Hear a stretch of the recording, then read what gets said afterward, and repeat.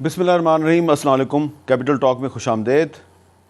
आज DGISPR ने एक अहम प्रेस कॉन्फ्रेंस की और उस प्रेस कॉन्फ्रेंस में उन्होंने बताया कि पिछले साल 9 मई को एक सियासी टोले ने चुन चुन कर अपने कारकुनों को अहदाफ दिए और हमले करवाए, और जो पिछले साल 9 मई के वाक़यात हैं उसमें जो मुलव्वस लोग हैं उनको सज़ा मिलनी चाहिए। तो ये DGISPR का जो मौक़िफ़ है कोई नया मौक़िफ़ नहीं है, और अब दोबारा 9 मई आने वाला है और तहरीक इंसाफ भी 9 मई को एक ख़ुसूसी तकरीबात कर रही है, और इसके साथ साथ जमीयत उलमा इस्लाम जो है वो भी 9 मई को पेशावर में उसने मिलियन मार्च का ऐलान किया। तो तहरीक इंसाफ की तो समझ आती है, लेकिन जो JUI है वो 9 मई को ख़ास तौर पे मिलियन मार्च क्यों कर रही है, वो भी पेशावर में, इसकी क्या वजह है? और इसके अलावा एक बात बड़ी अहम है कि कुछ अरसा से JUI के अंदर ये बहस चल रही है कि क्या हमें जो पाकिस्तान की सियासत है और जो सियासी निज़ाम है इसका हिस्सा बने रहना चाहिए या हमें सियासत को खैरबाद कह देना चाहिए। ये बात बड़ी ही अहम है। तो ये बात क्यों हो रही है, ये बहस क्यों हो रही है JUI में, इस पर आज हम बात करेंगे। हमारे साथ मौजूद हैं JUI के सरबराह जनाब मौलाना फजलुर रहमान साहब। मौलाना साहब बहुत बहुत शुक्रिया। सबसे पहले तो ये बताएं कि 9 मई को एक साल हो रहा है और DGISPR ने आज प्रेस कॉन्फ्रेंस की, वो कहते हैं जी 9 मई के ज़िम्मेदारों को सज़ा मिलनी चाहिए। आप पहले तो मजम्मत कर चुके हैं 9 मई की, अभी तक आपका वो मौक़िफ़ बरकरार है कि 9 मई के जो ज़िम्मेदार हैं उनको सज़ा मिलनी चाहिए? हमारे जो मिलियन मार्च है या अवामी असम्बली है 9 मई का, उसका इस हवाले से कोई ताल्लुक़ नहीं है। अच्छा। जब हम जलसों का शेड्यूल बना रहे थे तो 20 अप्रैल को हमने शीन का जलसा रखा, अवामी असम्बली रखी, फिर 2 मई को हमने कराची की, और 9 जुमरात बराबर हो रहा था तो ख्वाहिश ये थी कि जुमरात के रोज़ आप, ताकि अगले रोज़ फिर छुट्टी हो या लोग ज़रा थोड़ा सा फ्रेश होते हैं, तो इस लिहाज से हमने 9 मई रखा जी। और उसका 9 मई के उस वाक़े से कोई ताल्लुक़ नहीं है जो यहाँ मुल्क पे दरपेश आया था। तो एक बात हमारी तरफ से बिल्कुल वाज़ेह होनी चाहिए कि 9 मई एक वो वाक़या कि जिसको आप मौज़ूए बहस बनाना चाहते हैं या मुल्क पे जो है ज़ेर बहस है, या जिस पर आज ISPR का बहुत लंबा प्रेस कॉन्फ्रेंस आई उस हवाले से, तो ये दोनों हमारे और इनके हवाले से बिल्कुल अलग अलग बातें हैं जी। अच्छा, तो ये आप इत्तेफाक करते हैं DGISPR से कि 9 मई को एक सोचे समझे मंसूबे के तहत फ़ौज की तनसीबात पर हमला हुआ और ज़िम्मेदारों को सज़ा मिलनी चाहिए? देखिए, जहाँ तक वाक़े का ताल्लुक़ है, यकीनन हमने भी उस पर एहतजाज किया था, और रियासती तनसीबात पर और रियासती मराकज़ पर इस तरह के हमले यकीनन पूरी कौम ने उसका नोटिस लिया था जी। लेकिन अब एक सवाल पैदा होता है, ISPR की प्रेस कॉन्फ्रेंस अपनी जगह पर और उनका इस पर एहतजाज अपनी जगह पर, लेकिन अगर हम उसको तस्लीम करते हैं और सही बात है उनकी, तो फिर ये बताया जाए कि इलेक्शन में धांधली की है या नहीं। या तो वो तस्लीम करे कि हमने इलेक्शन में धांधली की है, मान लें, वो कहते हैं हमने नहीं की, और अगर नहीं की है तो फिर अवाम ने उसके 9 मई के बयानिए को मुस्तरद कर दिया है, फिर अक्सरियत जो है वो फिर ठीक है। ये बताएं कि 2018 के इलेक्शन पर भी आपने एहतजाज किया था, मुझे याद है। उस वक्त जो आपके इत्तेहादी थे उनको कहा था असम्बली में मत बैठो, ठीक है। अभी भी आप कह रहे हैं कि 2024 के इलेक्शन में धांधली हुई है और अभी आप असम्बली में बैठ गए हैं। उस वक्त भी आपने तहरीक चलाई, अभी भी आप तहरीक चला रहे हैं। तो जो आपने 2019 में जो एक तहरीक शुरू की थी उसमें और आज की जो आपकी तहरीक है इसमें फ़र्क क्या है? देखिए, एक है उसूल का मौक़िफ़ लेना, एक यह है कि फिर अपनी इस्तिताअत की हद तक लेना। इन दो चीज़ें जो है वो उसूल पर खड़े होना ये भी ज़रूरी है। जितनी इस्तिताअत हो उसी कैपेसिटी में आदमी को एक्ट करना चाहिए, उसके मुताबिक आदमी को इक़दाम करना चाहिए। तो ज़ाहिर है जी कि कुछ चीज़ें होती हैं जो सिर्फ हमारी नहीं होती, अगर धांधली है तो सबके लिए है।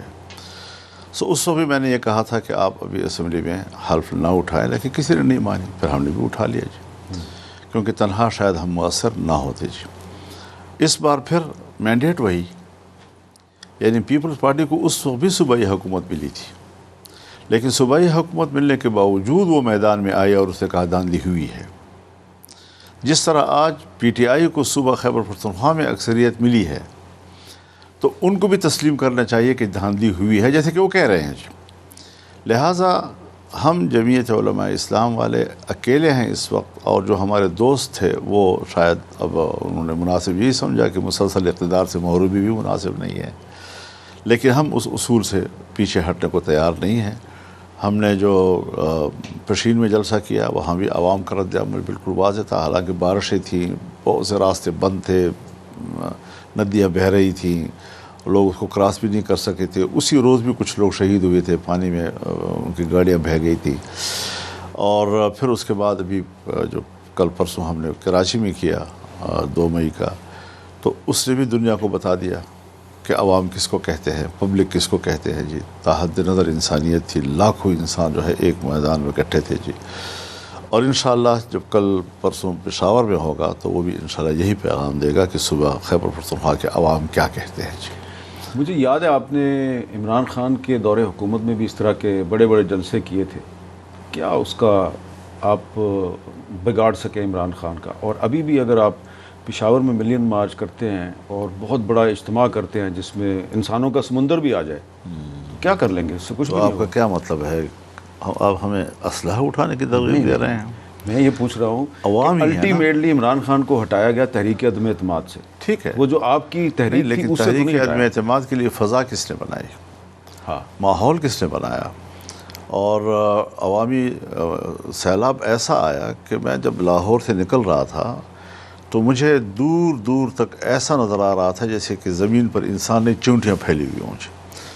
تو اتنی زیادہ تعداد میں کہ دور دور تک آدمی جو ہے وہ بڑا معمولی سا نظر آتا تھا کیونکہ پبلک بہت زیادہ تھی۔ یہ مناظر ہم نے دیکھے ہیں عوام کے جی۔ میں حیران تھا جب میں ساہیوال سے گزر رہا تھا اور اکاڑے سے گزر رہا تھا تو مجھے یوں لگا کہ جیسے شہر میں کوئی مرد کسی گھر میں رہا ہی نہ ہو، سارے جو ہے دنیا روڈ پہ آ گئی تھی جی۔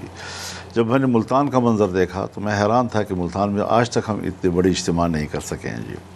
اور پھر جب ہم یہاں آئے تو پورا جو آپ کا کشمیر ہائی وے ہے وہ کوئی 8 لائنوں کا ہائی وے ہے یا اس سے بھی زیادہ، اور اس کے آگے پیچھے جو میدان ہے وہ سب کے سب انسانوں سے بھرے ہوئے تھے، اور 2.6 کلومیٹر یہ عوام تھی آپ کے اس شہر میں، 12 دن 15 دن رہی یہاں پر جی۔ تو عوام تو تھے، لیکن عوام کا اس طرح نظر انداز نہیں کیا جا سکتا جی۔ اور ہمارے پاس ہتھیار ہی کیا ہے جی؟ عوام ہی ہو سکتے ہیں۔ لیکن وہ جو عوام کے رائے کے ساتھ ظلم ہوا ہے تو عوام ہی نے اس کا احتساب وہ آپ کی بات درست ہے، لیکن وہ جو آپ نے بڑے بڑے اجتماعات کیے، پھر آپ نے اسلام آباد میں آ کے دھرنا دیا، تو آپ یہ نہیں سمجھتے کہ آپ کے اس احتجاج کا فائدہ آپ کے ایک اتحادی نے اٹھا لیا اور بعد میں اس نے آپ کو السلام علیکم کر دیا؟ حضرت یہ ہمارے دوستوں کے رویوں اور نیتوں پر ہے، اس سے ہماری نیت پر کوئی فرق نہیں پڑتا جی۔ ہمیں راستے میں کوئی چھوڑتا ہے، راستے میں پہنچا کر چھوڑ دیتا ہے، یہ ان کا اپنا رویہ، وہ بھی تاریخ پر اپنی کارکردگی جو ہے وہ رقم کرا رہے ہیں، اور ہم بھی تاریخ کے صفحات پر اپنی تاریخ رقم کر، آگے والے نسلیں سوچیں گے کہ ہم نے۔ تو یہ جو اب آپ کی تحریک ہے یہ اب پشاور کے بعد آپ کیا کریں گے؟ آپ اسلام آباد کی طرف آئیں گے، کیا کریں گے؟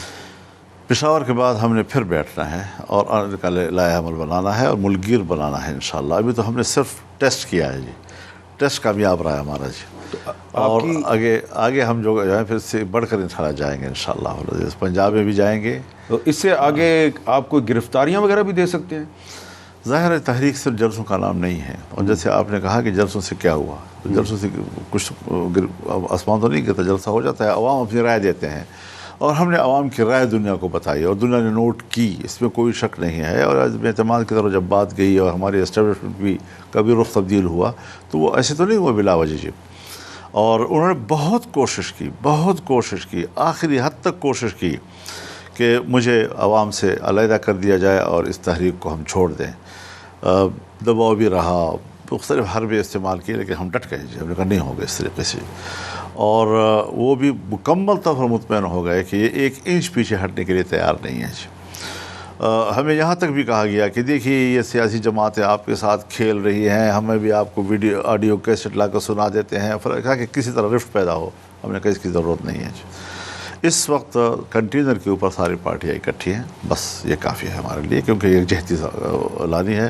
ٹھیک ہے پبلک جمعیت علماء اسلام کی ہوگی، لیکن سب لوگ اس پہ آ کر شریک ہوتے ہیں اور ہم ان کو خوش آمدید کہتے ہیں.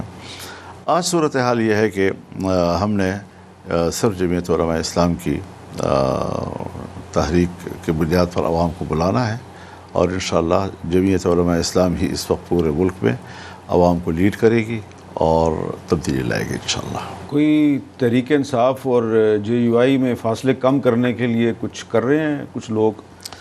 آپ کی پارٹی کے ایک رہنما نے پچھلے دنوں تجویز دی تھی کہ ہماری ایک مشترکہ کمیٹی بننی چاہیے، اس میں ہم تجاویز پہ غور کریں کہ فاصلے کیسے کم ہوں.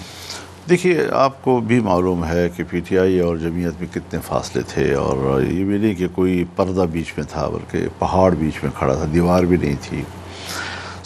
ابھی تک نہ انہوں نے کوئی پوزیشن تبدیل کیا نہ ہم نے کوئی پوزیشن تبدیل کی ہے. لیکن جب ان کے وفود یہاں پر تشریف لائے تو ہم نے اپنے روایات کے مطابق ان کو ویلکم کیا، اور ان کی تجویز تھی کہ ہم آگے جا کر کچھ معاملات ٹھیک کرنا چاہتے ہیں. تو ہم نے کہا بسم اللہ، اور اسی کا پاس رکھتے ہوئے ہم اکا دکا جو ان کے کچھ لوگوں کے بیانات آ جاتے ہیں تو یہ ضرور ہمارے ایک سوال ہے کہ PTI ایک پیج پہ کیوں نہیں ہے. لیکن ہم ان لوگوں کے بیانات کا کوئی نوٹس نہیں لے رہے جی. ہم اس ذمہ دار وفد کا جو کہہ رہے تھے کہ ہم عمران خان صاحب کی کہنے پہ آئے ہیں، تو ہمارے لیے وہی حجت ہے اور وہی PTI ہے ہمارے لیے. تو جب تک وہاں سے کوئی خلاف ورزی نہیں ہوتی یا وہاں سے کوئی اس کے منافی کوئی بات نہیں ہوتی تو ہم اپنی بات پہ قائم ہیں. اخلاقی طور پر بھی قائم ہیں ہم، اصولی طور پر بھی ہم اس پر قائم ہیں، اور اگر معاملات بنتے ہیں تو بہت اچھی بات ہے، اور نہیں بن سکیں گے تو پھر اب ہر ایک پارٹی کا اپنا ایک موقف ہوگا، اپنی رائے ہوگی.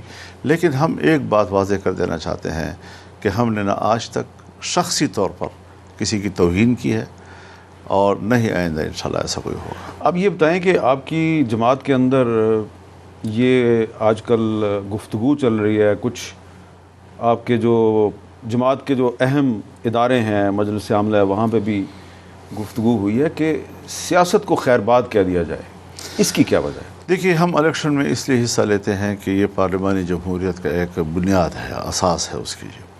سب سے پہلے عوام ووٹ دیتے ہیں، پھر عوام کے ان ووٹوں پر جو لوگ جیتتے ہیں وہ پھر حکومت کرتے ہیں، پھر وہ ملک کو چلاتے ہیں. کوئی معمولی کام تو نہیں ہے جی. لیکن یہاں پر ریت یہ چل رہی ہے کہ یہاں پر اسٹیبلشمنٹ بیچ میں آ جاتی ہے. اسٹیبلشمنٹ جو ہے وہ اپنے امیدوار کھڑا کرتی ہے جی، چاہے وہ آزاد کی صورت میں ہو یا کسی پارٹی سے کہیں کہ وہ ان کو ٹکٹ دے دیں جی. اب اس قسم کی چیز اگر کوئی 100 میں 1-2 کی بات ہو تو سمجھ میں آ جاتی ہے کہ چلو ٹھیک ہے، اگر کوئی اہم آدمی ہمیں آپ کی طرف سے ملتا ہے یا کسی دوسرے دوست کی طرف سے ملتا ہے، اچھی بات ہے جی. لیکن معاملہ اگر یہ ہو کہ بالکل سرے سے عوام کی رائے ہی تبدیل کر دی جائے، یعنی عوام کی رائے آپ کے حق میں ہو اور مکمل پلٹ کر میرے حق میں آ جائے، تو یہ بہت بڑی دھاندلی ہو گئی ہے تو جی. تو اس صورتحال کو ہم 2018 میں بھی دیکھ رہے ہیں، اس صورتحال کو ہم نے اس دفعہ بھی دیکھا ہے، اور یہ صورتحال پھر ظاہر ہے کہ الیکشن اور عوام کی نہیں رہے گی. اچھا، میں آپ کو اگر عوام کی رائے کی یہ قدر و قیمت ہے تو پھر اس الیکشن میں خوار ہونے کی کیا ضرورت ہے جی. یعنی ہم لوگ پیسے بھی خرچ کریں، ہم لوگ گلی کوچے میں ذلیل خجل خوار بھی ہوں، ہم لوگ دشمنیاں بھی مول لیں، وہ دشمنیاں ہماری پتہ نہیں کتنی دہائیوں تک چلتی رہیں جی. یہ ساری چیزیں ہم اس لیے کرتے ہیں کہ ہم الیکشن لڑ رہے ہیں تو میرا اپنا منشور ہے، آپ کا اپنا منشور ہے. میں اپنے حوالے سے کوئی علاقائی مسائل پہ بات کرتا ہے، کوئی قومی مسائل پہ بات کرتا ہے اور لوگوں سے ووٹ لیتا ہے. یہ اتنی تھکان اور اتنی خجل خواری کس مقصد کے لیے؟ اس لیے کہ یہ لوگ فیصلہ کریں گے اور یہ ہمیں کہیں گے کہ فیصلہ تو ہم نے کرنا ہے. یقین جانیے ایک دفعہ مجھے اپنے ہی ایک ساتھی نے کہا کہ تم بڑے بڑے جلسے کرو، سیٹیں تو اتنی ملیں گی جو وہ دیں گے آپ کو. اچھا، لیکن میں آپ کو تھوڑا پیچھے لے کے جاتا ہوں. 1988 میں جہاں تک مجھے یاد پڑتا ہے، اس وقت آپ کو قومی اسمبلی کی 8 سیٹیں ملی تھیں. پھر 90 کا الیکشن آیا تو پھر 6 ہو گئیں، پھر 93 میں الیکشن ہوا تو 4 ہو گئیں. تو وہ اس وقت بھی تو کم ہو رہی تھیں، تو اس وقت آپ نے یہ کیوں نہیں سوچا؟ حامد میر صاحب، ہمیں تو اس وقت پتہ بھی نہیں تھا کہ انتخابات میں ایجنسیوں کا بھی کوئی رول ہوتا ہے. پتہ بھی نہیں تھا ہمیں جی. نئے نئے ہم لوگ آئے اس میدان میں، اور 2008 میں ہم نے اسمبلی میں اندر، تو ہم حیران تھے کہ ہو کیا رہا ہے جی۔ جس وقت 1993 کے بعد مجھ پر ایسے الزامات لگائے گئے جو شرافت سے بھی گرے ہوئے تھے جی، انتہائی گھٹیا قسم کے، تو ہمارے ذہن میں یہ بات آئی کہ یہ جو ہماری تعداد کم ہو رہی ہے، یہ شاید عوام کے ووٹ کی وجہ سے نہیں ہو رہی، یہ کچھ قوتیں ہیں جو قوم کو تاثر دے رہی ہیں کہ فضل الرحمان اس لیے ایوان سے نکل گیا کہ وہ کردار کا غلط تھا جی۔ تو اس کے بعد پھر ہم نے 1997 میں مرکزی مجلس عمومی کا اجلاس بلا کر ڈیرہ اسماعیل خان میں ایک اجلاس کیا، اور اس اجلاس میں ہم نے کہہ دیا تھا کہ ہم شاید آئندہ اس الیکشن کا حصہ نہیں بنیں گے، ہم تحریکوں کے ذریعے سے انقلابی سیاست کریں گے جی۔ بس یہ کہنا ہی تھا کہ دنیا پلٹ گئی جی۔ اور پھر جو رابطے ہوئے، اور میرے تو بزرگ تھے، والد کی جگہ پر تھے نوزادہ نصر اللہ خان صاحب مرحوم، وہ جب میں ان کی خدمت میں ہمیشہ لاہور میں حاضر ہوتا تھا، حاضر ہوا تو ایک دفعہ انہوں نے ڈانٹا مجھے پھر انہوں نے کہا کہ نہیں یہ فیصلہ واپس لو، یہ کرو وہ کرو۔ میں نے کہا نہیں، میں حتمی نتیجے پہ پہنچ چکا ہوں نوزاد صاحب، ہم عزت کے ساتھ اس ملک میں سیاست نہیں کر سکتے اگر یہ نتائج ہوتے ہیں اور اس طرح کے ادارے ہمارے ساتھ رویہ رکھتے ہیں۔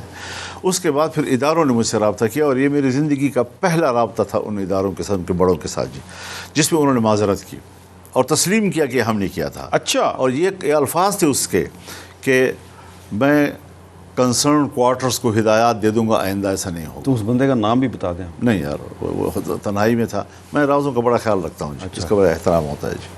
اچھا چلے، ویسے مجھے شاید پتہ ہے وہ کون آدمی تھا، لیکن چلیں اگر آپ نے خیال رکھا ہے تو میں بھی رکھتا ہوں۔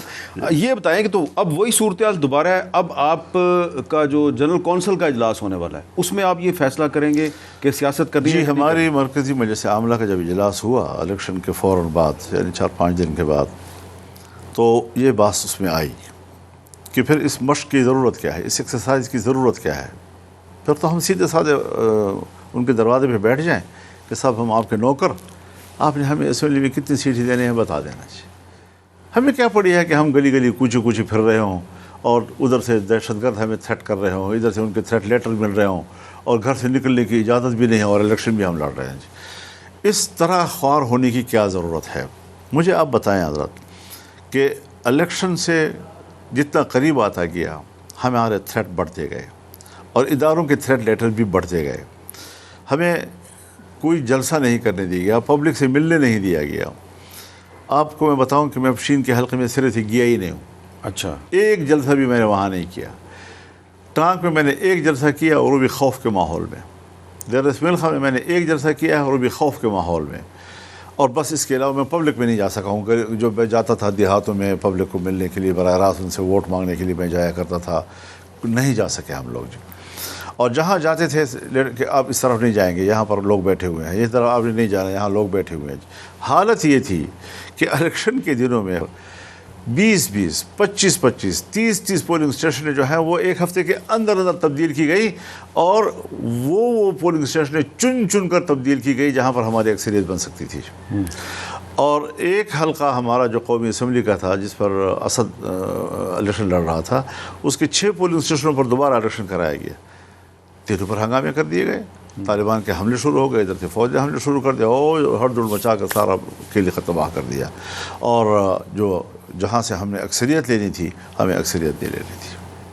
اچھا جی، مولانا فضل الرحمان صاحب سے ہماری گفتگو جاری ہے، ایک وقفہ لیتے ہیں، وقفے کے بعد دوبارہ ملتے ہیں۔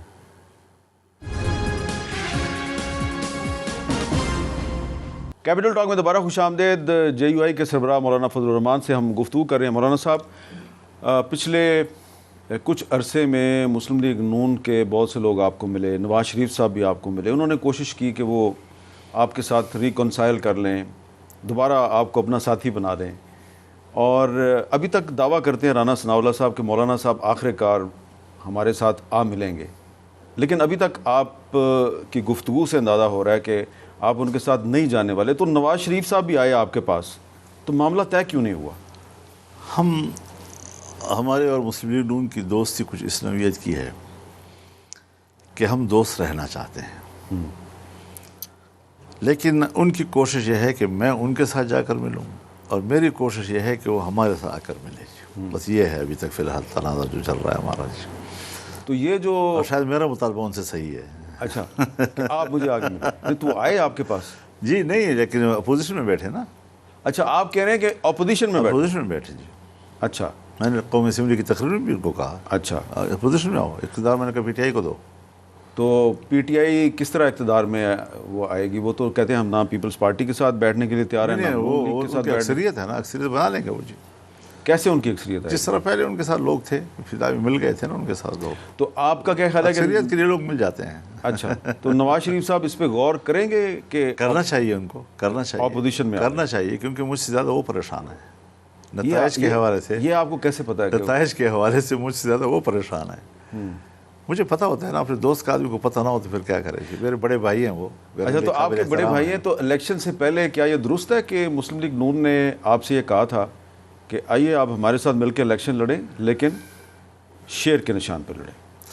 یہ پنجاب کی حد تک تھا، اور ان کا خیال یہ تھا کہ یہاں پر آپ کے پاس الیکٹیبل آدمی نہیں ہے تو آپ، تو کچھ چیزیں ایسی انہوں نے کہی جو ہماری عزت نفس کے لیے مسئلہ تھا، اور ہم ان کی ان باتوں پہ ناراض ہو گئے تھے کہ آپ ایسا ٹھیک نہیں کہہ رہے. یہ ایک سیاسی پارٹی تھی، یوں کہنا بہتر یہ تھا کہ وہ کسی فارمولے کے بغیر کہہ دیتے کہ بھئی یہاں پر آپ کے پیچھے ووٹ اتنے تھے، ہم یہ حلقہ آپ کے لیے چھوڑ رہے ہیں، معقول ووٹ آپ نے لیا تھا، ہمارا ووٹ آپ سے ملے گا تو آپ جیت جائیں گے.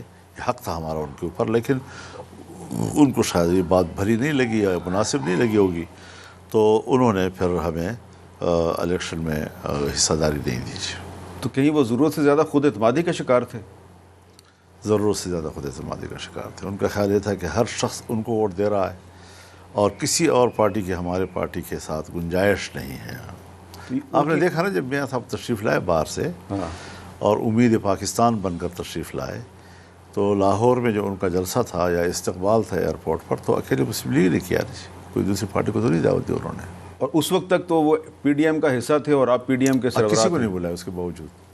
پھر صرف یہ نہیں کہ کسی کو بلایا نہیں، پورے تقریر میں پی ڈی ایم کا شکریہ تک ادا نہیں کیا کہ آپ نے وہ 3 سال میں کچھ کیا بھی ہے یا نہیں. اور اس کے بعد پھر آپ نے اسحاق ڈار صاحب کے ذریعے ملاقات کا پیغام بھیجا، تو ملاقات کافی دنوں کے بعد ہوئی تھی. جی کچھ باتیں ایسی تھیں کہ جس بات پر میاں شہباز شریف صاحب اور ان کے رفقا آ کر اصرار کرتے رہے، تو بار بار وہ تشریف لائیں اور اصرار کریں اور میں اس کا کوئی مثبت جواب نہ دے سکوں تو باعث شرمندگی ہوتی ہے. تو ایک خاموش قسم کی دعوت تھی. کوئی ایسا نہیں کہ بڑے کوئی فارمولے کے ساتھ ان کو دعوت دی. اور میری رائے یہ تھی کہ میں میاں صاحب سے بات کر لوں. تو وہ سمجھ گئے شاید میری بات کو، اور انہوں نے ان کو کنوے کیا. تو انہوں نے خود رابطہ کیا کہ میں آ رہا ہوں آپ کے پاس. تو میں نے پھر ان کے سامنے جو اپنی بات کی تو انہوں نے کہا کہ آپ کی بات بالکل صحیح ہے. پھر ایک کمیٹی بن گئی؟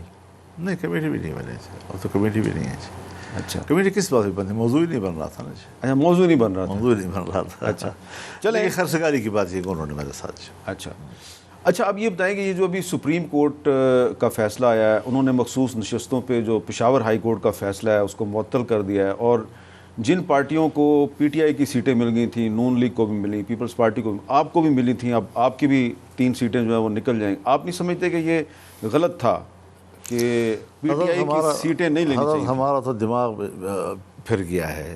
آئین کے حوالے سے پشاور ہائی کورٹ کا فیصلہ معتبر ہے، لاہور کا معتبر ہے، اسلام آباد کا معتبر ہے، سپریم کورٹ کا معتبر ہے، الیکشن کمیشن کا معتبر ہے. قوم کو ایسا کر دیا ہے کہ سمجھ میں نہیں آ رہا کہ فیصلے کی آخری قوت کون ہے جی. بناتے ہیں پھر بگاڑتے ہیں، بناتے ہیں پھر بگاڑتے ہیں، بناتے ہیں پھر بگاڑتے ہیں، اور ان کی مرضی ہے جس کو ممبر اسمبلی کا بنایا جس کو نہ بنائے.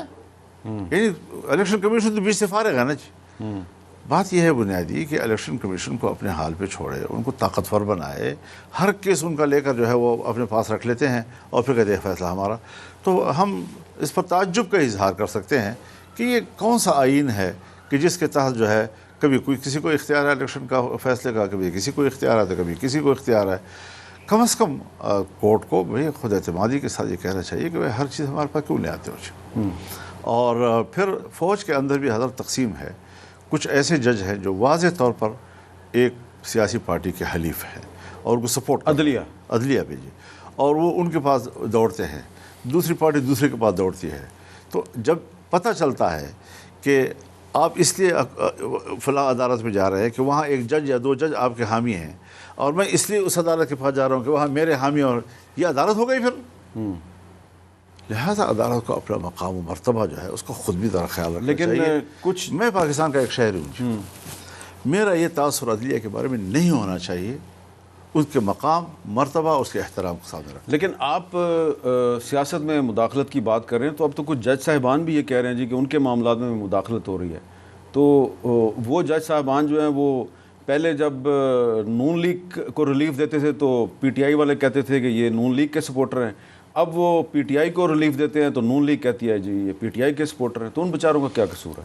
حضرت یہی مسئلہ ہے نا کہ ایک شخص کہتا ہے, ایک عدالت کہتی ہے کہ نواز شریف جو ہے وہ ملزم ہے, مجرم ہے, 25 سال قید ہے, 15 سال قید ہے, اتنا جرمانہ ہے اور نااہل ہے اور ہمیشہ کے لیے نااہل ہے, اور پھر وہ بیچارہ ملک سے باہر چلا جاتا ہے, علاج کے نام پہ چلا جاتا ہے, پھر جب واپس آتا ہے تو امید پاکستان بن کر واپس آتا ہے, اور ایک ہفتے کے اندر تمام ڈھیر, کچھ بھی نہیں ہے پھر اس کے بعد جی.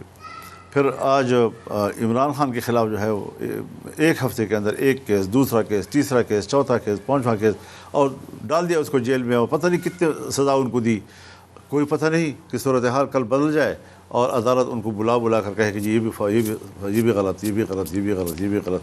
یہ جو چیز ہمارے ملک پہ عدم استحکام ہے عدلیہ کے فیصلوں میں, اور حالات کے ساتھ ساتھ ان کے تمام انصاف بدل جاتے ہیں, انصاف کے پیمانے بدل جاتے ہیں, انصاف کے معیار بدل جاتے ہیں. یہ چیز عام آدمی تو دیکھ رہا ہے نا, اس پر تعجب تو کرے گا, حیرانگی تو کرے گا. لیکن قاضی فائزہ صاحب کہتے ہیں کہ میرے دور میں تو کوئی مداخلت نہیں ہو رہی. میں آپ کو بتاؤں جی, ان کے دور میں 6 ججوں نے خط لکھا, اس کے جو جوڈیشل کونسل ہے, سپریم کہ جوڈیشل, ہمارے اوپر دباؤ ہوتا ہے اور ہم دباؤ کے تحت فیصلہ دیتے ہیں جی. اگر 6 ججوں کے اوپر فیصلے میں دباؤ آ سکتا ہے, تو آج جو ججوں کا ایک پینل ان کو سماعت کر رہا ہے سپریم کورٹ کے لیول پر, اگر ان ججوں پر دباؤ آ گیا پھر کیا ہوگا؟ تو پھر میں تو ہم تسلیم کر لیں کہ ان 6 پہ دباؤ تھا اور دباؤ کے تھا ان کے فیصلے تبدیل کیے جا رہے تھے, تو یہ بھی تو عدلیہ کے لوگ ہیں نا, آسمان سے تو تھوڑی اترے ہیں جی. تو یہاں پہ میں ایک بریک لیتا ہوں جی, بریک کے بعد دوبارہ ملتے ہیں.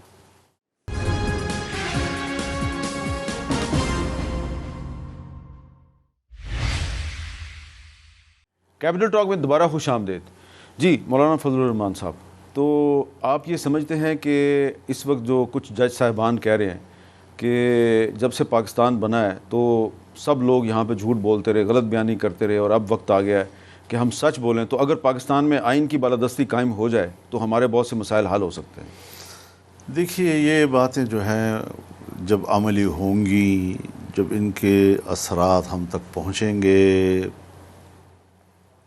کون جیتا تیرے زلف کے سر ہونے تک, تبھی ہم اس پر اس کی تصدیق کر سکیں گے. مشکل یہ ہے کہ آئین کچھ کہتا ہے, فوج کے بارے میں بھی, عدلیہ کے بارے میں بھی, اور ہو رہا ہوتا ہے کچھ اور پھر اگر آپ اس پر اعتراض کرتے ہیں تو کہتے ہیں آپ نے فوج پہ کیوں تنقید کی, آپ نے عدلیہ پہ کیوں تنقید کی, اس پر تو آئین کے تحت اگر تنقید کی جائے تو اس پر یہ سزا ہے. وہ آرٹیکل 19 جو ہے اس میں 5-6 پابندیاں ہیں. وہی عرض کر رہا ہوں نا, تو وہ کام نہ کریں نا جس کے اوپر تنقید ہو سکے. ذرا وہ بھی احتیاط سے کام لینا. وہ انہی دفعات کا سہارا لے کر ہمارے ساتھ جو کرے, عوام کے ساتھ جو کرے, سیاسی پارٹیوں کے ساتھ, ان کے رہنماؤں کے ساتھ جو کرے, ان کو کھلی اجازت. اور اگر آپ اس کی کارکردگی پر اعتراض کرتے ہیں تو کہتے ہیں جی آپ تو آئین کی خلاف ورزی کر رہے ہیں, تو ہماری توہین کر رہے ہیں. کوئی توہین نہیں ہوتی حضرت. لیکن ایک اوپن جو پولیٹیکل ایک سوسائٹی ہے ہماری, اس میں اگر اس قسم کی چیزیں سامنے آئیں گی تو پھر تو ظاہرہ تنقید ہوگی. فوج کا سیاست میں آنا حرام ہے, حرام آئین کی. تو یہ تو آج DGISPR نے بھی کہا ہے, فوج کا سیاست میں آنا حرام ہے. پھر اس کے باوجود فل سیاست وہ کرتی ہے, تمام سیاست پہ قبضہ کر لیتی ہے, تمام سیاسی فیصلے وہ کرتی ہے, قانون سازی تک میں مداخلت کرتی ہے. فوج نہیں کرتی, خفیہ ایجنسیاں کرتی ہیں, ان کے ذریعے سے آتی ہیں تاکہ ہمارا بھرم جو ہے وہ رہے. پھر اس کے بعد آپ کہتے ہیں جی آپ اس پر تنقید نہ کریں. تو جب سیاست، یاد رکھیں، جب فوج سیاست میں آئے گی تو سیاست بھی فوج میں جائے گی، پھر گرا نہ کریں. نہیں لیکن مولانا صاحب پھر سیاست دان بھی تو 2019 میں آرمی ہاؤس میں جنرل باجوہ کے ساتھ ملاقات کرتے ہیں، اور اس کے بعد پھر اس سے پہلے 2019 میں بھی جنرل باجوہ سے ملاقات کرتے ہیں. تو اس میں میں آپ کی طرف اشارہ کر رہا ہوں، آپ بھی ملے، شہباز شریف صاحب بھی ملے، زرداری صاحب بھی ملے، تو آپ کیوں ملتے ہیں ان کو جا کے وہاں پہ؟ آپ ان کو یہ کیوں نہیں کہتے بھائی کہ آرٹیکل 243 کے تحت آپ وفاقی حکومت کے ماتحت ادارے ہیں، ہم سے ملاقات مت کرو؟ لیکن یہ بچے ہیں جو ہم نے اس کو سکھانا ہوتا ہے کہ ایک دفعہ اس طرح اس میں یہ لکھا ہوا ہے، خود ان کو کوئی عقل شعور نہیں ہے. وہ آپ کو سامنے بٹھا کے کہتے ہیں تحریکت میں اعتماد واپس لو، آپ کہتے ہیں ہم نے ان کی تجویز کی حمایت نہیں کی اور آخر وقت تک نہیں کی ہے. میں بھی تو سیاسی ایک پارٹی کا سربراہ ہوں، میں بھی تو وہاں پر پانی ہو سکتا تھا نا، میں وہاں کیوں ڈٹا اپنے موقف پہ؟ مجھے بھی ملے ہیں، ایسا نہیں ہے کہ نہیں ملے، لیکن یہ ہے کہ اگر میری فوج ہے، پاکستان کی فوج ہے، وہ کسی معاملے پر بات کرنا چاہتی ہے تو میں کوئی انڈیا کے سربراہ سے تو نہیں مل رہا، فوجی سربراہ سے، میں کوئی برطانیہ کے فوجی سربراہ سے تو نہیں مل رہا، لیکن بات وہ کروں گا جو میرے ضمیر کے مطابق ہو. اور اگر انہوں نے آئین کی خلاف ورزی کی ہے تو پھر منہ پر جو کہنے والا ہے وہ فضل الرحمان ہے. میرا خیال ہے کہ آپ نے بھی کی ہوگی بات، لیکن جو بات مولانا غفور حیدری صاحب نے کی تھی وہ آپ نہیں کر سکے. تھوڑی تفصیل بتائیں. ہمارا یہ ہے کہ ہماری جماعت کے اندر وحدت فکر ہے، وحدت جذبات بھی ہے. اچھا، انہوں نے جذباتی بات کی تھی؟ بس اب چھوڑے، وہ تو کچھ چیزیں ہوتی ہیں جو آپس کی ہوتی ہیں تو اس پر ویسے مجھے آپ نے تو نہیں بتائی نا؟ میں نے نہیں بتائی آپ کو ایک بات، اس میں کوئی شک یہ نہ کوئی سمجھے کہ آپ نے کہاں سے آپ کو پہنچی ہے، لیکن بہرحال کیونکہ وہاں پہ آپ دو کے علاوہ آپ کی پارٹی کا ایک تیسرا آدمی بھی تھا. ہے جی. تو بہرحال اگر میں نے یہ سوال اس لیے کیا ہے، شاید انہوں نے کہیں باہر کہی ہوگی. نہیں، میں نے یہ بات اس لیے کی ہے کہ اگر آپ ایک طرف کہتے ہیں جی کہ ان کو سیاست میں مداخلت نہیں کرنی چاہیے، تو دوسری طرف اگر آپ ان کو مل کر غفور حیدری صاحب کے انداز میں اس گھن گرج کے ساتھ آپ ان کو کہیں کہ آپ غلط کر رہے ہیں تو شاید وہ رک جائیں. دیکھیے ایسا نہیں ہے، انہوں نے کچھ ذرا اپنے حدود سے نکل کر بات کی جس پر رد عمل تھا. ایسا نہیں تھا کہ ہمارے طرف سے ایسی، ہماری مزاج ہی نہیں ہے یہ کہ ہم ایک شخص سے بات چیت کر رہے ہوں. اور پھر دیکھیے حامد میاں صاحب، ایک بات ہے، اگر ہمارا سنجیدہ الزام ہو کہ بھئی الیکشن میں ساری دھاندلی آپ نے کی ہے، تو پھر ان سے بات نہیں کریں گے تو کس سے کریں گے؟ انہی سے کہیں گے نا کہ بھئی آپ نے زیادتی کی ہے. تو کیا وہ یہ کہہ سکتے ہیں کہ فضل الرحمان نے ہماری ملاقات میں کہا کہ نہیں آپ تو بڑے اچھے لوگ ہیں، آپ نے ٹھیک ٹھاک کام کیا جی؟ وہ یہی کہیں گے کہ انہوں نے کہا کیوں میں نہیں مانتا اس چیز کو. وہ میں نے جو باتیں کی ہیں وہ سب ان کے ریکارڈ پہ ہیں، اور شاید کل وہ کتاب لکھیں گے تو اس میں لکھ بھی لیں گے وہ شاید. لیکن اس میں شاید وہ یہ نہ لکھے کہ انہوں نے آخر میں آپ کو پرفیوم کا گفٹ کیا اور آپ نے وہ استعمال نہیں کی، کسی اور کو دے دی. پتہ نہیں کون آپ کو یہ باتیں پہنچاتا ہے. اچھا، اب آخر میں یہ بتائیں کہ جو آپ کی یہ جو تحریک ہے، آپ کے ملین مارچ ہیں، اس کے حوالے سے ایک عام تنقید یہ کی جا رہی ہے کہ مولانا فضل الرحمان صاحب جو ہیں ان کے ساتھ تو دھاندلی ہوئی ہے خیبر پختونخوا میں، اور خیبر پختونخوا میں ان سے جیتی ہے تحریک انصاف، تو ان کو احتجاج تحریک انصاف کے خلاف کرنا چاہیے، لیکن وہ الیکشن کمیشن کے خلاف اور اداروں کے خلاف احتجاج کر رہے ہیں. یہ سوال میں بھی سن رہا ہوں، لیکن یہ ایک سکڑا ہوا دماغ نہیں ہوتا جی، سکڑا ہوا دماغ جی، جو ہمیں بہت چھوٹے نقطوں پہ سوچتا ہے، اور جس کے سوچ کا ظرف اتنا نہیں ہے کہ وہ پورے ملک کا احاطہ کر سکے. وہ ابھی تک بھی شاید ہماری پالیٹکس کو نہیں سمجھے جی، اور وہ سمجھتے ہیں کہ جی ہم کوئی پاکٹ پالیٹکس کر رہے ہیں جی.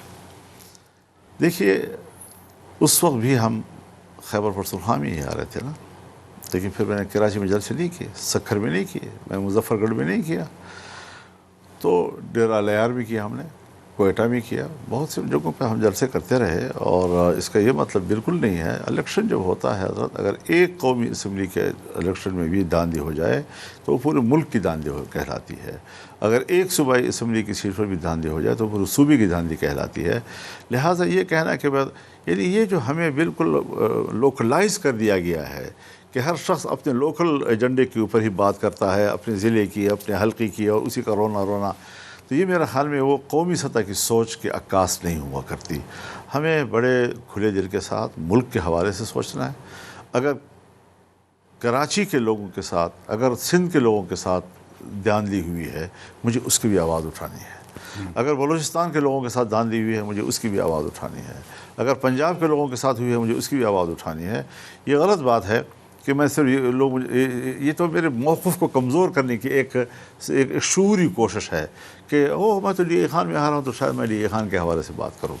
تو اس قسم کی سوچ کا حامل میں نہیں ہوں جی. میں نے پہلے بھی جرنلوں پر بھی واضح کر دیا تھا کہ مجھے کہا گیا کہ آپ سینٹ کے چیئرمین بنیں، آپ سینٹ کا رکن بنیں. میں نے کہا میں یہ لڑائی نہیں لڑ رہا. آپ مجھے یہ سینٹ کا چیئرمین بنانے کی آفر آپ کو پچھلے دور میں ہوئی؟ جی.